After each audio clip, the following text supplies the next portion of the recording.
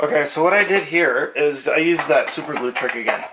What I did is I took this old piece and I super glued it to the blue tape. I then took the tip of one of these mortising. It's hard to see in this camera. Let's see if I can get it to focus. That tip there, I used it as just finding that center point for me, so that way I can get in there and actually make a indentation. So what I'm going to do now is literally break off the board from the blue tape. As you see, it just comes right off, right? Took some of the blue tape with it, and that's fine, but there's nothing stuck to the actual wood. So now you can see some of the old dots, some of the dots that I put on here thinking it would stick. Same over here, didn't stick, but I used some other. So I'm gonna hit that. You can see the holes in the back here. They're nicely defined all the way through. I just knocked it out. See here, I have a nice little center punch, and then this one I just need to finish. So I'm gonna finish this one with the right size, which I call it number 3, and this is a number 2. And again, that happened over here too. You can see this one was a little nicer. I kind of got it barely to go in there and leave the tape in place. It looks pretty sick. Let's see, can we zoom in here? Yeah, you guys can see I can actually remove the tape here, and you can see, boom, there it is.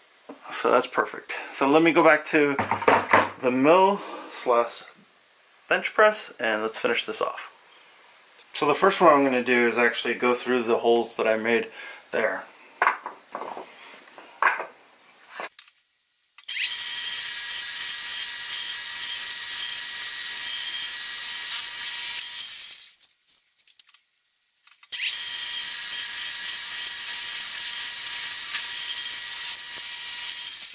So there we go, I got both screw holes in there. Now what I'm going to do is do these slightly larger holes. Very hot. Center punch right there, and then drill the rest of the way through. So let's see how this works.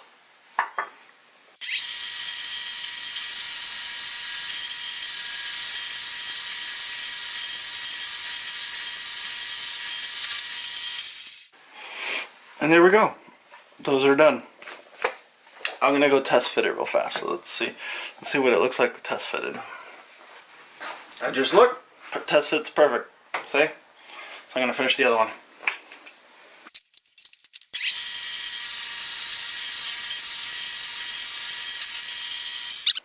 Alright, I finished with all the holes. So now it's removing the blue tape and separating into the two pieces. Kind of concerned about that, but I think we'll be able to do it. Let's try it.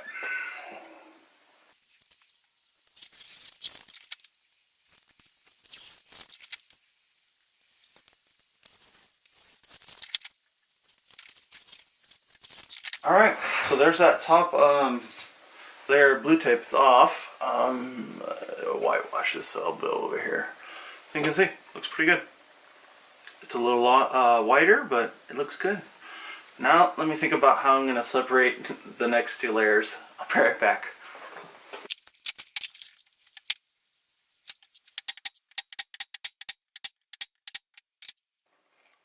It's holding together a little better than I thought.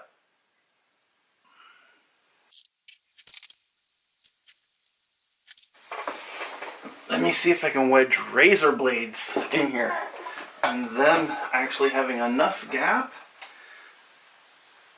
to separate them out. Let's see. I see a bigger gap.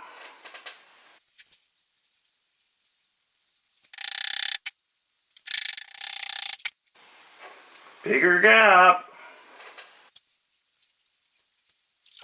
I'm just going to use a chisel now. Hopefully I don't mar the wood too bad.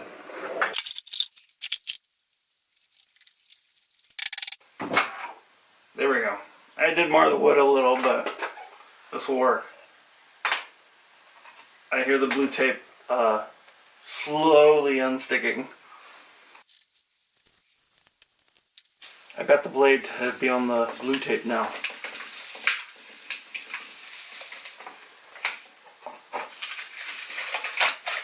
There we go.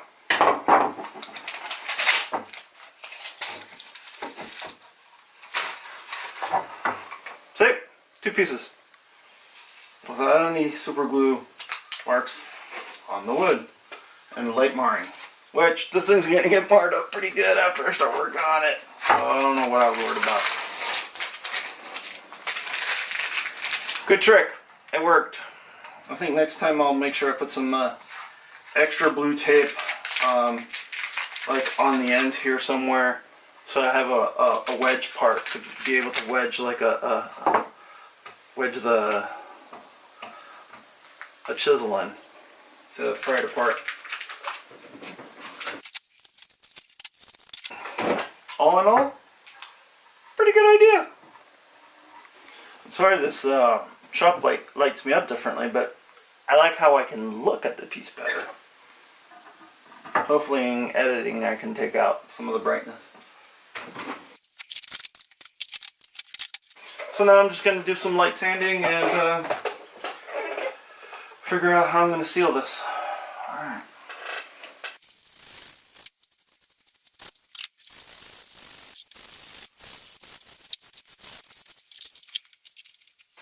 These are the clamps I was telling you guys about that are supposed to go in here, and they should fit in here like a breeze. And they don't, of course.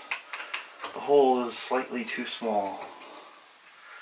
So what I'm going to have to do is probably get a slightly bigger drill bit and drill it out. I can do that when it's actually on the stand, or just, you know, a sanding drum and just whiten it up a little. We'll see.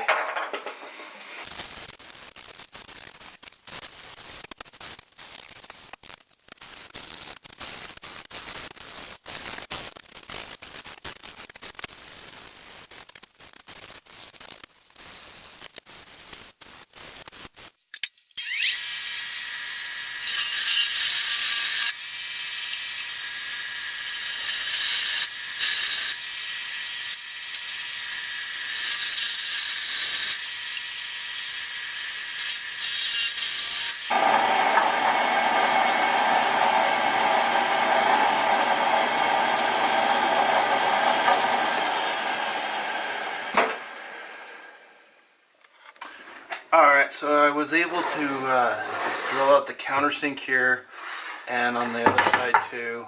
I don't like how dirty it is, but it is what it is, and I'm going to clean it up now.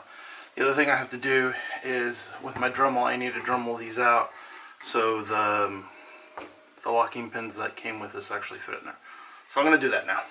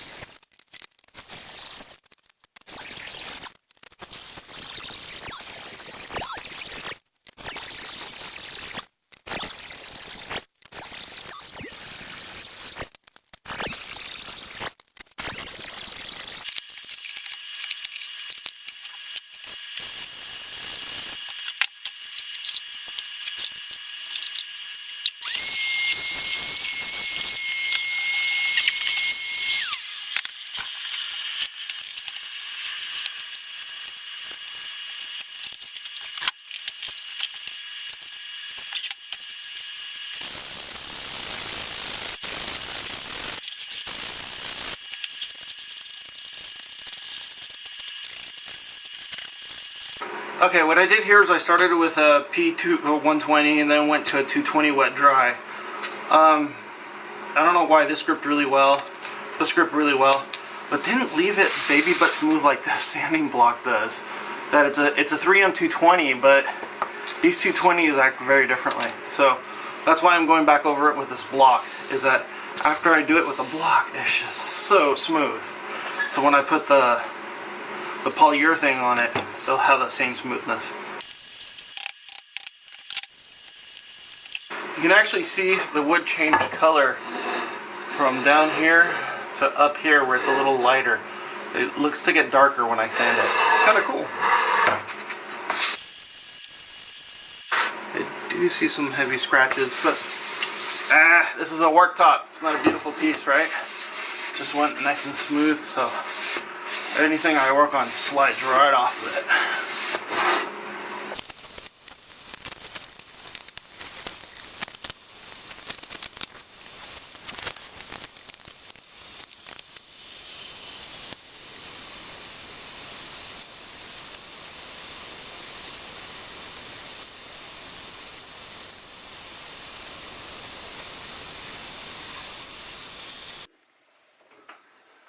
Alright, I got sick on the 25th. I'm still sick, but I was able to put the last coat of poly on the last piece.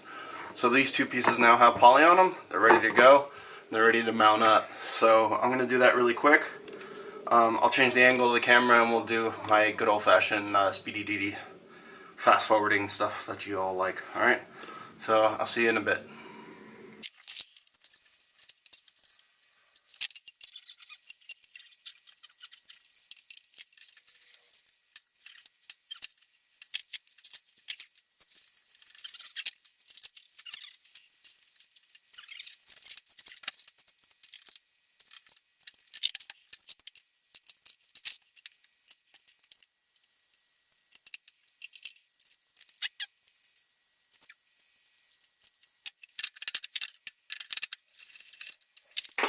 And there we go, all back together again. Nice big working surface.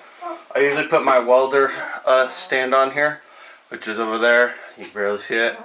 But I gotta get rid of these chairs here first and get them out of the way. I'm planning to hang them up in the ceiling actually.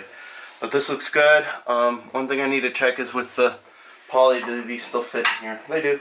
Look at that. So that's it for this. So I would like to ask that you guys please like these videos. Go back and look at my other videos. I'll make sure I link probably over here somewhere the last video. This is part 2 of a 2-part series.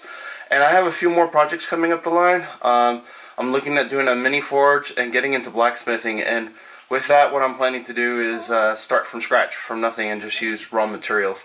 So I hope you guys like that. And I'll see you guys back here later on, alright? Handy Andy, over and out.